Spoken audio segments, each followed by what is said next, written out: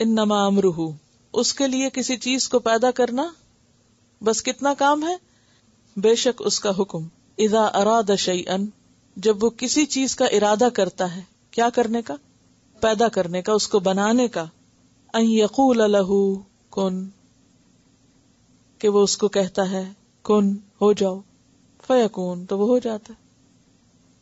اس کے لیے تو کچھ بھی مشکل نہیں، وہ تو صرف کن کہتا ہے، ارادہ ہی کرتا ہے، اشارہ ہی کرتا ہے. اور یہ کتنی دیر کا اشارہ ہوتا ہے؟ سورۃ القمر آیت 50 میں آتا ہے وَمَا أَمْرُنَا إِلَّا وَاحِدَةٌ كَلَمْحٍ بِالْبَصَرِ.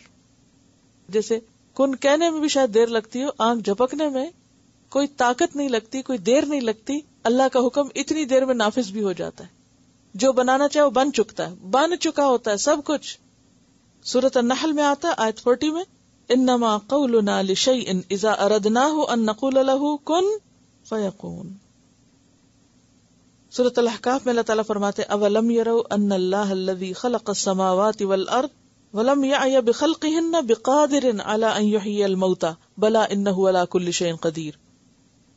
کیا وہ دیکھتے نہیں کہ جس رب نے آسمان و زمین کو پیدا کیا اور وہ ان کے پیدا کرنے سے تھکا ہی نہیں، عاجز نہیں آیا، وہ اس پہ قادر نہیں کہ مردوں کو زندہ کر لے؟ کیوں نہیں، وہ تو ہر چیز پہ قدرت رکھتا ہے. تو اس سے کیا پتا چلتا ہے کہ مرے ہوئے انسانوں کو دوبارہ پیدا کرنا اللہ کے لیے کچھ بھی مشکل نہیں. فسبحان الذی، پس پاک ہے وہ ذات، ہر عیب سے، ہر نقص سے، ہر کمزوری سے، ہر شرک سے، ہر خامی سے.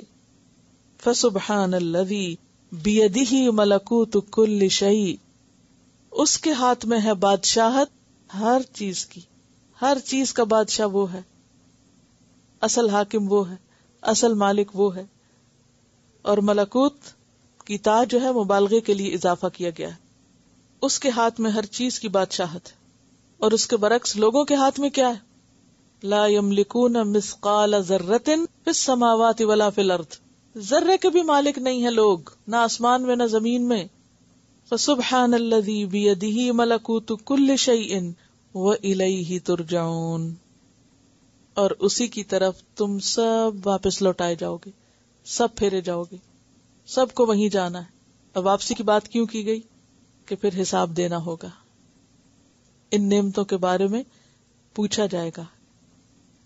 تو بات یہ ہے کہ سورۃ یاسین جو کہ قرآن پاک کی اہم ترین سورتوں میں سے ہے، جس میں ایمانیات کی ایک تفصیل ہے اور خاص طور پر انسان کو عمل پر ابھارا گیا ہے، ما قدموا و آثارہم کی بات ہے.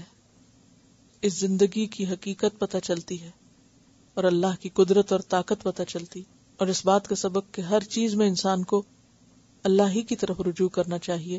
یہ وہ صورت ہے کہ جس کو ہمارے عوام بہت کثرت سے تلاوت کرتے ہیں اور صرف دنیا کی مشکلات کے لیے پڑھتے رہتے ہیں، صرف دنیا کی مشکلات کے حل کے لیے کئی بار پڑھتے رہتے ہیں.